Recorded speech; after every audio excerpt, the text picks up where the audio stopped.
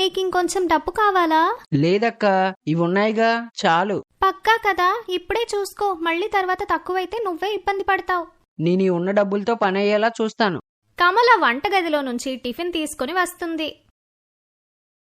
ఇదిగో నాన్న, నేను నీకోసం ఏం చేశానో చూడు. నీకు ఎంతో ఇష్టమైన టిఫిన్ కదా. థ్యాంక్స్ అమ్మా, నేను వెళ్తాను, లేదంటే లేట్ అయిపోతాను. సరే నాన్న, పట్నం చేరుకోగానే ఒక ఫోన్ చేయి. అలాగే అమ్మా. అక్క, నేను వెళ్ళొస్తాను. మరి మీరిద్దరు ఇక్కడ జాగ్రత్తగా ఉండండి. సరే సరే, నువ్వు జాగ్రత్తగా ఉండక్కడ.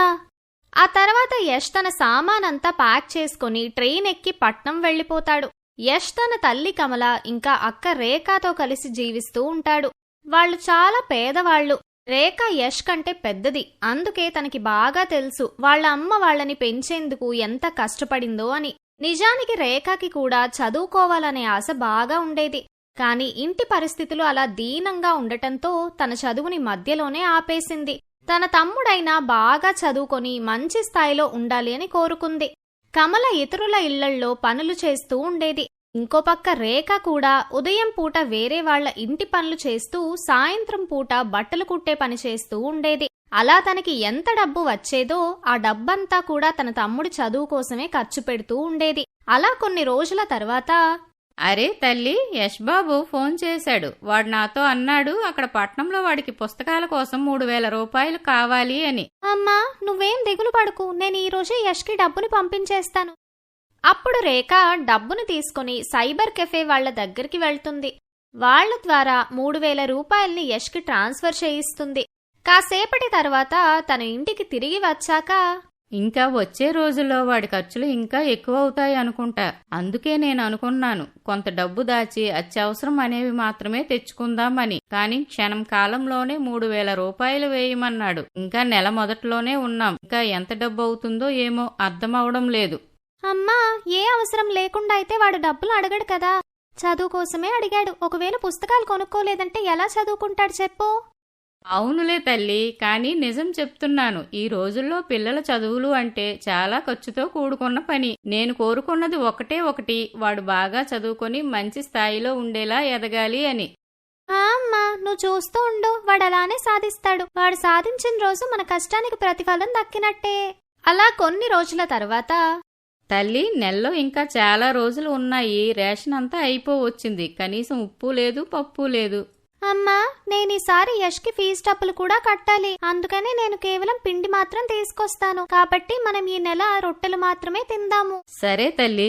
అలా సాయంత్రం రేఖ రేషన్ సరుకుల్లో కేవలం గోధుమ పిండి మాత్రమే తీసుకుంటుంది. ఒక పక్క వీళ్ళిద్దరూ చాలా కష్టపడుతూ ఖర్చు తగ్గించుకుంటూ ఉంటారు. ఇంకో పక్క యష్ హోటల్లో, అరే యష్, పదరా, నువ్వు కూడా మాతో పాటురా. లేదురా, నీకు తెలుసు కదా నా దగ్గర అంత డబ్బులుండవని.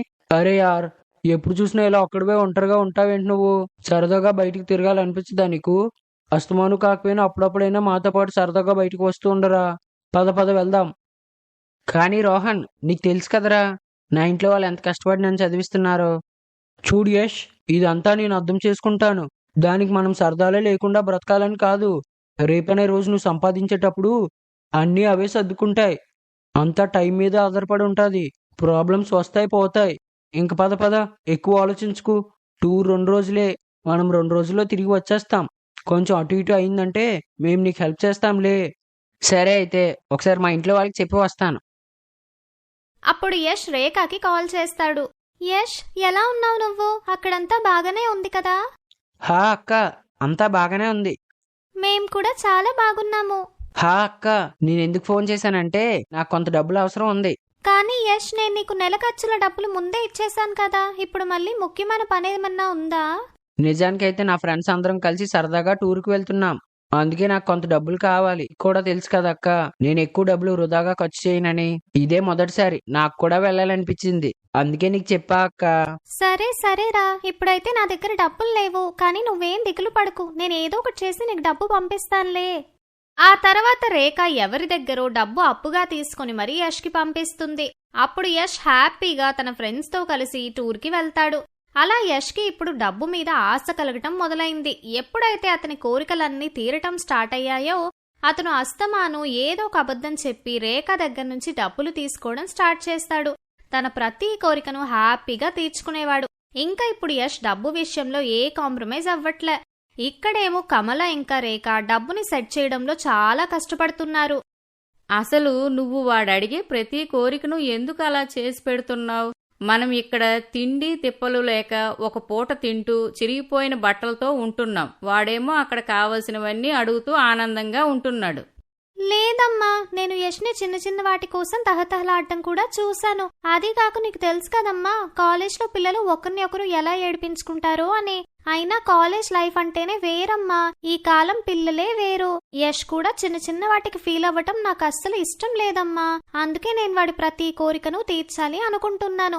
అది కాక ఇంకా కొన్ని నెలలే కదమ్మా ఉంది. ఆ తర్వాత యష్ డిగ్రీ కూడా పూర్తయిపోతుంది. అలానే ఆ తర్వాత వాడికి మంచి ఉద్యోగం కూడా వచ్చేస్తుంది. అప్పుడు మన కలలన్నీ కూడా నెరవేరుతాయమ్మా. యష్ కష్టానికి ప్రతిఫలం వచ్చినట్టే కదా. సరే తల్లి, కానీ ఇందులో కేవలం యష్ మాత్రమే కాదు, వాడికంటే ఎక్కువ కష్టం నీదే ఉంది. కేవలం నాది మాత్రమే కాదమ్మా, నీ కష్టం కూడా ఉంది. నువ్వు మమ్మల్ని ఎంత కష్టపడి పెంచావు. ఇప్పటికి కూడా మా కోసం ఇంతలా కష్టపడుతున్నావో చూడు నువ్వు. సరే సరే, ఇంకా నేను పనికి వెళతాను. మళ్ళీ లేట్ అయ్యాను అంటే మా యజమాని కోపపడతారు. నా ఓనర్ కూడా చాలా చాలా కోపిష్టమ్మా. అది కాక ఈ రోజు రాత్రికి నేను 2 సూట్లు కుట్టాలి. యష్కి మళ్ళీ డబ్బు అవసరం ఏదో ఉందంట. సరే తల్లి, పనులకు వెళ్ళిపోదాం పదా మనం. ఆ తర్వాత కమల ఇంకా రేఖ ఇద్దరూ కూడా వాళ్ళ పనులకు వెళ్లిపోతారు. మళ్ళీ సాయంత్రం రేఖ పని చేసి అలసిపోయి ఇంటికి వచ్చిన తర్వాత బట్టలు కుట్టడానికని కూర్చునేది. తల్లి, ముందు వచ్చి భోజనం చెయ్యి. అక్కడ పెట్టే అమ్మా, తింటాన్లే. అంతటితో కమల భోజనం అక్కడ పెట్టి వెళ్లిపోతుంది. అలా తన పనంతా పూర్తి చేసిన తర్వాతే రేఖ భోజనం చేస్తుంది. ఈ విధంగా కొన్ని నెలలు గడుస్తాయి. ఆ తర్వాత యష్కి ఒక మంచి ఉద్యోగం కూడా వచ్చేస్తుంది. నీకు మంచి ఉద్యోగం వచ్చినందుకు మాకు చాలా సంతోషంగా ఉంది. థ్యాంక్ యూ అక్క. అన్న, నువ్వు త్వరగా మమ్మల్ని కలవడానికి రావాలి. నిన్ను చూసి చాలా రోజులవుతుంది. నేను త్వరగానే వచ్చేస్తాను. సరే సరే అమ్మా, నేను మళ్ళీ మాట్లాడతాను. అలా యష్ కాల్ కట్ చేస్తాడు. మధ్య వీడికి మనతో మాట్లాడడానికి కనీసం 5 నిమిషాల సమయం కూడా ఉండటం లేదు. ఏం పర్లేదులే అమ్మా, ఏదో ఒక పనిలో బిజీగా ఉండుంటాడులే. ఇప్పుడు యష్ చాలా బాగా సంపాదించడం మొదలుపెట్టాడు. మొదట్లో యష్ రేఖ ఇంకా కమల కోసం ఇంటి ఖర్చు డబ్బులన్నీ కూడా పంపుతూ ఉండేవాడు. కొంతకాలం గడిచిన తర్వాత, ఏంటి యష్ నువ్వు నా కోసం మళ్ళీ ఇదే పిచ్చి వాచ్ని తెచ్చావు? నీకు తెలీదా ఏంటి నా ఫోన్ పాడైపోయిందని? నా కోసం కొత్త ఫోన్ తెమ్మని కూడా నేనే చెప్పుకోవాలా ఏంటి? సారీ ప్రీతి, నేను అంతగా పట్టించుకోలేదు. నేను ఈ వాచ్ కి బదులు ఫోన్ కొని తెస్తాను. పర్లేదులే యష్, ప్రస్తుతానికైతే ఈ వాచ్ అయితే వచ్చింది కదా, అందుకే నేను దీన్ని ఉంచుకుంటానులే. అయినా ఇది కూడా నువ్వు చాలా ప్రేమగా కొనిచ్చుంటావు కదా, కాబట్టి ఏం పర్లేదు. మనం వచ్చే వారం వెళ్ళి నా కోసం ఫోన్ కొనుక్కుందాంలే. అయినా నువ్వు చాలా డబ్బును సంపాదిస్తావు, ఇది నీకు పెద్ద విషయమే కాదు. హా అవును, నువ్వు చెప్పేది నిజమే.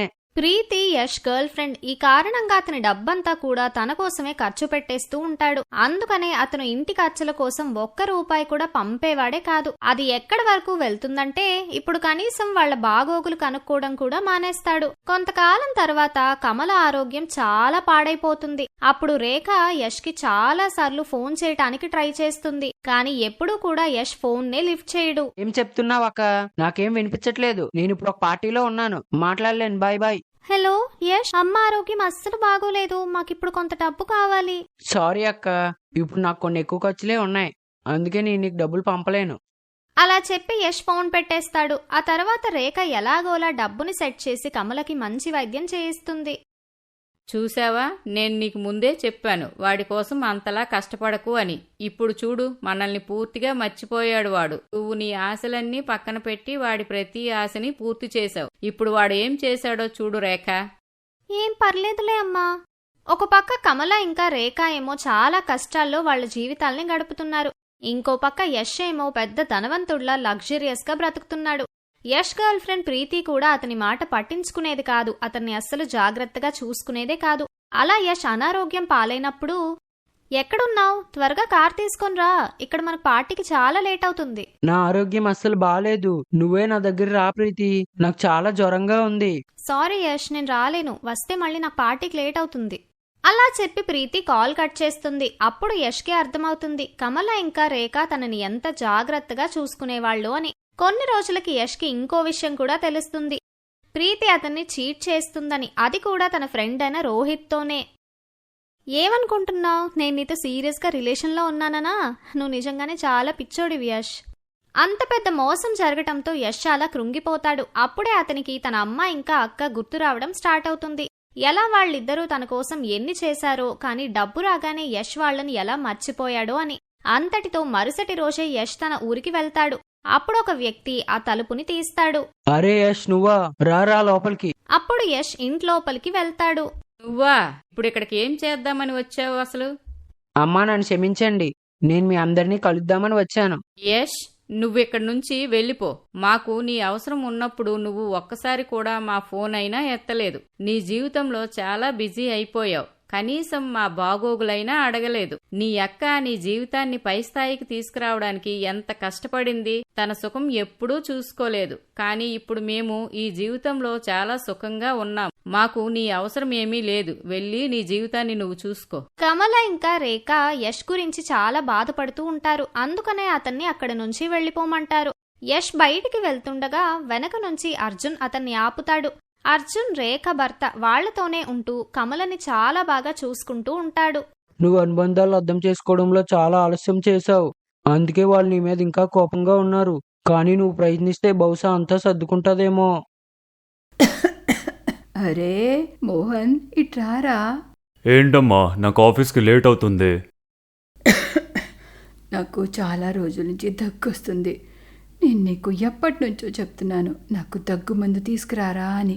ఇప్పుడైతే నాకు జ్వరం కూడా ఉన్నట్టుంది. ఎప్పుడైనా నా కోసం మందులు తీసుకురారా మోహన్. అయితే నన్నేం చేయమంటావు? నా దగ్గర అంత టైం లేదు. ఇంట్లో ఏదో ఒక మందు ఉంటుంది, వేసుకో. అర్థమైందా? అని చెప్పి మోహన్ వెళ్ళిపోతాడు. అప్పుడే అక్కడికి రమా వస్తుంది. రోజంతా దగ్గుతూ ఉంటావు, కొంచెం జాగ్రత్తగా ఉండాలి కదా. అయినా నీకెన్నిసార్లు చెప్పానో ఆయన బయటికి వెళ్ళేటప్పుడు ఆపొద్దని. అయినా సరే ఇబ్బంది పెడుతూనే ఉంటావు. అయ్యో కోడలా, నేనేం చెయ్యను. రాత్రికి చాలా లేట్గా వస్తాడు. ఆ టైంలో నేను నిద్రపోతాను. రోజంతా మాట్లాడడం కుదరదు. కేవలం పొద్దున్నే కనబడతాడు. అందుకే అప్పుడు చెప్తాను. ఏదైనా చెప్పాలంటే నాతో చెప్పు. ఆయన్ని ఇబ్బంది పెట్టాల్సిన అవసరం లేదు. ఒకవైపు రోజంతా బయటికెళ్ళి పని చెయ్యాలి, ఇంకా వెళ్లే ముందు కూడా నీ నస వినాల్సి వస్తుంది. సరేలేరమ్మా, నువ్వు కొంచెం నాకు జ్వరం టాబ్లెట్ ఇవ్వు. నా ఒళ్ళంతా కాలిపోతుంది. సరేలే, చూస్తాను. టాబ్లెట్స్ దొరికితే తీసుకొచ్చిస్తాను. తర్వాత రమ గీతాకి జ్వరం టాబ్లెట్స్ తెచ్చిస్తుంది. దీన్ని వేసుకుని త్వరగా జ్వరం తగ్గించుకో అని చెప్పి రమ అక్కడి నుండి వెళ్ళిపోతుంది. నిజానికి రమ మోహన్కి గీతాకి ఒంట్లో బాలేకపోయినా ఏ బాధ ఉండదు. అయినా కానీ రమ అత్తగారితో ఇంటి పనంతా చేయించేది. అందుకే రమ అత్తగారికి తొందరగా బాగవ్వాలని అనుకునేది. వాళ్ళిద్దరూ గీతాతో అస్సలు సరిగ్గా ఉండేవారే కాదు. కొద్ది రోజుల తర్వాత, తొందరగా చెయ్యి, ఇంటికి చుట్టాలొస్తున్నారు, ఇంతవరకు వంటే కాలేదు. ఎదుగో రమా, పూర్తి కావస్తోందమ్మా. మాకంతా టైం లేదు. నా ఫ్రెండ్స్ వచ్చేస్తూ ఉంటారు. తొందరగా కానీ. సరే. కాసేపట్లో రమా వాళ్ళ ఫ్రెండ్స్ ఇంటికొస్తారు. తర్వాత వాళ్ళందరూ కాసేపు మాట్లాడుకుంటారు, పేకాడుకుంటారు. తర్వాత గీత వాళ్లకు భోజనం వడ్డిస్తుంది. వారమా, నువ్వు చాలా గ్రేటే. నీ పని మనిషి చాలా బాగా వంట చేస్తుంది. మా ఇంటికి ఇవిని ఒక్కరోజు పంపించవే రమా. పని మనిషా? అవునే, కరెక్ట్గా చెప్పావు. వంట చాలా బాగా చేస్తుంది. నేను మీకోసం ఇంకో మనిషిని వెతికి పెడతానులే. రమ అత్తగారి మాటలను మధ్యలోనే ఆపుతూ ఇలా అంటుంది. ఇక నువ్విక్కడి నుంచి వెళ్ళొచ్చు. మిగతా పని తర్వాత చెయ్యి. సరేనమ్మా. ఆ తర్వాత గీత తన గదిలోకి వెళ్ళిపోతుంది. అక్కడ కూర్చుని ఏడుస్తూ ఉంటుంది. అయ్యో భగవంతుడా, ఏంటిదంతా? నా సొంత కొడుకు కోడలు నాకు కొంచెం కూడా మర్యాద ఇవ్వటం లేదు. వాళ్ళు నన్ను ఈ ఇంటి పని మనిషిలా చూస్తున్నారు. దీనికంటే నువ్వు నన్ను నీ దగ్గరికే తీసుకుపోవచ్చు కదా తండ్రి. రమ గీతాని చాలా అవమానించింది. దానివల్ల గీతాకి చాలా బాధగా అనిపిస్తుంది. ఇంకోవైపు రమ తన ఫ్రెండ్స్తో హాయిగా సంతోషంగా మాట్లాడుతూ ఉంటుంది. కొద్దిసేపటి తర్వాత రమ ఫ్రెండ్స్ తిరిగి వాళ్ళింటికి వెళ్ళిపోతారు. అప్పుడు ఇప్పటిక నువ్వు మిగతా ఇంటి పనంతా చేసుకోవచ్చు. నా ఫ్రెండ్స్ కూడా వెళ్ళిపోయారు. కొంచెం తొందరగా చెయ్యి. రాత్రికి వంట కూడా చెయ్యాలి. రమా, ఒక్క మాట చెప్పు. ఎందుకు నువ్వు నీ ఫ్రెండ్స్ ముందు నన్ను అంతలా అవమానించావు? నువ్వు చాలా తప్పు చేశావు రమా. నువ్వు అలా చేసి ఉండకూడదు. ఏమో, రేపటి రోజు నీకు ఇలాంటి పరిస్థితి వస్తుందేమో. చూడు, నాకు ఉపదేశాలు ఇస్తున్నావేంటి? నాకు తెలుసులే నేనేం చేస్తున్నానో ఏం లేదో. నీ పని నువ్వు సైలెంట్గా చేసుకో. నేను చాలా అలసిపోయాను. నన్ను కొంచెం రెస్ట్ తీసుకొనివ్వు. అర్థమైందా? అని చెప్పి రమ తన గదిలోకి వెళ్ళి బాగా పడుకుంటుంది. దాని తర్వాత గీత వంటింట్లో ఉన్న గిన్నెలన్నీ కడిగేసి శుభ్రం చేస్తుంది. ఇంకా రాత్రికి వంట కూడా రెడీ చేస్తుంది. తర్వాత సాయంత్రం మోహన్ ఇంటికొచ్చాక గీత జరిగిందంతా చెప్తుంది. అయ్యో అమ్మా, రమా తప్పుగా ఏమన్నాదని? అంటే తప్పంతా నాదేనారా? నీ పెళ్ళాం నన్ను ఇంతలా అవమానిస్తే అందులో దాని తప్పే లేదా? చూడమ్మా, నేను రోజంతా ఆఫీస్లో పనిచేసి వస్తాను. ఇంటికి రాగానే ఇలా చాడీలు చెప్పడం నాకు అస్సలు నచ్చదు. నన్ను ప్రశాంతంగా ఉండనివ్వు అని చెప్పి మోహన్ తన గదిలోకి వెళ్ళిపోతాడు. ఇప్పుడు నీకు ప్రశాంతంగా ఉందా? ఆయన మూడంతా పాడు చేశావు. నేనెన్నిసార్లు చెప్పాను, ఆయన రోజంతా బయట కష్టపడి ఇంటికొస్తారు. ఇంటికొస్తూనే ఆయనతో అవి ఇవి చెప్పొద్దని. కానీ నీకు అర్థమే కాదు. తర్వాత రమ గీతాని బాగా తిట్టి వెళ్ళిపోతుంది. దాంతో గీత చాలా ఏడుస్తూ ఉంది. అంతా నా తప్పే. తప్పకుండా నేనే ఏదో పాపం చేసుంటాను. అందుకే నాకు ఈ శిక్ష పడుతుంది. పాపం గీత తన కొడుకు కోడలు ఇలాంటి వ్యవహారం వల్ల బాధపడుతుంది. కానీ తన అంతరాత్మ చాలా ఏడుస్తుంటుంది. ఒకరోజు గీత తన తల్లికి ఫోన్ చేస్తుంది. ఎలా ఉన్నావమ్మా గీత? బానే ఉన్నావా? అక్కడ అందరూ నిన్ను జాగ్రత్తగా చూసుకుంటున్నారుగా? తన తల్లి మాటలు విని గీతకు ఏడుపొచ్చేస్తుంది. అమ్మా అమ్మా, ఏంటమ్మా, ఏం జరిగింది? నువ్వెందుకు ఏడుస్తున్నావు? ఏం లేదమ్మా, నువ్వు నాకు చాలా గుర్తొచ్చావు. అందుకే నా కళ్ళల్లో నీళ్లు తిరిగాయమ్మా. సరేలే, నువ్వేం బాధపడకు. నేను రేపే మీ అన్నయ్యకి చెప్పి నిన్ను మన ఇంటికి తీసుకురమ్మంటాను. ఈరోజు అన్నయ్య వదిన ఏదో పని మీద బయటికెళ్లారు. పర్వాలేదులే అమ్మా. ఇప్పుడు అన్నయ్యని ఇబ్బంది పెట్టడం దేనికి? నేను తర్వాత వస్తానులే. సరే అయితే నువ్వు జాగ్రత్తగా ఉండు. నన్ను చూడ్డానికి తప్పకుండా రా. తప్పకుండా వస్తానమ్మా. ఆ తర్వాత కొన్ని నెలలు గడిచిపోతాయి. ఒకరోజు గీతాకి ఒక బ్యాడ్ న్యూస్ వస్తుంది. తను కంగారు పడుతూ మోహన్తో ఇలా చెప్తుంది. మోహన్, నన్ను మీ మావయ్య ఇంటికి తీసుకెళ్ళరా. చూడమ్మా, నీకెన్నిసార్లు చెప్పాను, నాకు అంత టైం లేదు. నీకు వెళ్ళాలనుంటే నువ్వు ఒక్కదానివే వెళ్ళు. మోహన్, ఇలాంటి సమయంలో మనం తప్పకుండా వెళ్ళాలి. నువ్వు నా కోసం ఒక్క పని కూడా చేయలేవా? నేను ఒక్కసారి చెప్పాను కదా నేనెక్కడికి రానని. అదేంటంటే గీతా వాళ్ల అన్నా వదినలు కార్ యాక్సిడెంట్లో చనిపోతారు. మోహన్ తల్లిని తీసుకుని అస్సలు వెళ్ళడు. అందుకే గీత ఆ సమయంలో వెళ్ళలేకపోతుంది. కాని తర్వాత కొద్ది రోజులకి గీత తన తల్లితో ఫోన్లో మాట్లాడుతుంటే కమలమ్మ మనవడు తన భార్యతో కలిసి కమలమ్మని సరిగ్గా చూసుకోవట్లేదని తెలుస్తుంది. నానమ్మని ఇంటి నుండి పంపించేయాలని మాట్లాడుకుంటున్నారన్న విషయం తెలుస్తుంది. అప్పుడు గీత ఒంటరిగానే తన తల్లిని కలుసుకోవడానికి వెళ్తుంది. అమ్మా, నువ్వు బాగానే ఉన్నావా? అవునమ్మా, కానీ మీ అన్నా వదిన లేనప్పటి నుండి వీళ్ళంతా నన్ను ఇంట్లోంచి పంపించేయాలనుకుంటున్నారమ్మా. నువ్వాగమ్మా, నేను వాళ్లతో ఇప్పుడే మాట్లాడతాను. అప్పుడు గీత సోమేష్ ఇంకా పారుని పిలుస్తుంది. మీరిద్దరూ అమ్మతో ఇలాగేనా ప్రవర్తించేది? తను మీ నాయనమ్మ ఈ వయసులో ఎక్కడికి వెళ్తుంది? చూడు చూడు, నీకంత బాధగా ఉంటే నువ్వే తీసుకెళ్ళు. కారణం లేకుండా ఇక్కడికి వచ్చి మాకు నీతులు చెప్తున్నావు. సరిగ్గా చెప్పారు. మా వల్ల కాదు ఈవిని చూసుకోవడం. అంతుంటే మీరు మీతోనే తీసుకెళ్ళండి. చూడండి, ఏంటిదంతా? ఈ ఇంటి మీద ఆవిడకి కూడా హక్కుంది. మేమేది చేయాలనుకుంటే అది చేయగలం. మేము ఈ క్షణమే ఆవిడ్ని ఇంటి నుంచి పంపేస్తున్నాం. మీకు ఆవిడ్ని బయటికి పంపాల్సిన అవసరం లేదు. మా అమ్మ ఇక్కడ ఒక్క నిమిషం కూడా ఉండదు. ఇప్పటికిప్పుడే నేను మా అమ్మని నాతో తీసుకెళ్ళిపోతాను. తీసుకెళ్ళండి. తర్వాత గీత కమలమ్మని తీసుకుని తన ఇంటికొచ్చేస్తుంది. అప్పుడక్కడ ఎన్ని రోజులయ్యింది? అమ్మమ్మ ఎప్పుడు వెళ్తుంది వాళ్ళ ఇంటికి? మోహన్ తనిక్కడే మనతోనే ఉంటుంది. ఆ ఎందుకో? ఎందుకంటే మీ అమ్మమ్మని వాళ్ళు ఇంటి నుండి బయటికి పంపించేశారా. దానికి మనమేం చేస్తాం? ఇదేమీ ధర్మసత్రం కాదు కదా ఇక్కడికి రావడానికి. వాళ్లే తనని ఇంట్లో ఉంచుకోకపోతే మనమేం చేస్తాం దానికి? అలా అంటావేంట్రా మోహన్? తను మీ అమ్మమ్మ. అమ్మమ్మ అయితే ఏంటి? మనం ఇవిడ్ని ఇక్కడ ఉంచుకోలేము. నేను ఇప్పుడే ఇవిడ్ని బయటికి పంపించేస్తాను.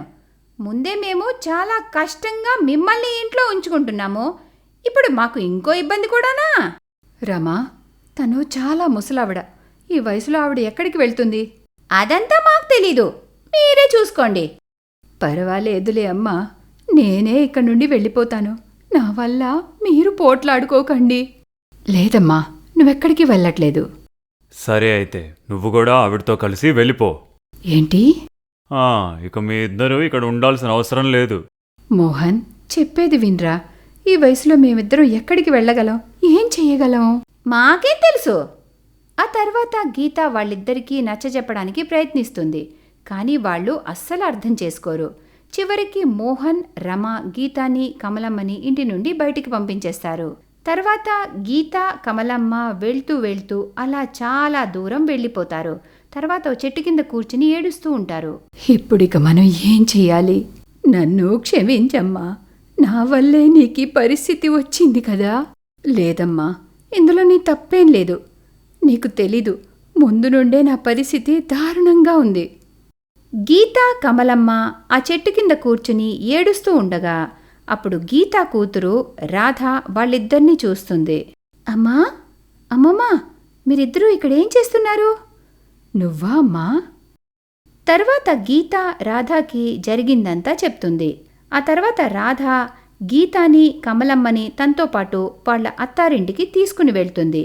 అక్కడ రాధ భర్త రాజేష్ వాళ్ళని చాలా బాగా చూసుకుంటారు. వాళ్ళు చాలా అభిమానంగా, ప్రేమగా చూసుకుంటారు. ఒకరోజు, రాధా, నేను నిన్ను ఇంట్లోంచి పంపించేశాను. కానీ నువ్వే చివరికి మమ్మల్ని ఇంత ప్రేమగా చూస్తున్నావు. నన్ను క్షమించమ్మా. పర్వాలేదులే అమ్మా, నువ్వలా అనకు. ఆ రోజు నువ్వేం చేశావో కరెక్టే చేశావమ్మా. నిజానికి చాలా సంవత్సరాల క్రితం గీత వద్దన్న రాధ లవ్ మ్యారేజ్ చేసుకుంటుంది. ఆ రోజు నుండి గీత రాధాతో అన్ని సంబంధాలు తెంచేసుకుంటుంది. కానీ చివరికి గీత కూతురు రాధాయే తనకు తోడుగా ఉంటుంది. ఇక ఆ రోజు నుండి రాధ తన భర్త రమేష్తో కలిసి గీత మరియు కమలమ్మని తమతోనే ఉంచుకుంటారు. వాళ్ళిద్దరూ వాళ్ళని చాలా బాగా చూసుకుంటారు. ఎప్పుడు ఏ లోటు లేకుండా జాగ్రత్తగా చూసుకుంటారు. ఇలా వాళ్ళందరూ కలిసి చాలా ఆనందంగా ఉంటారు.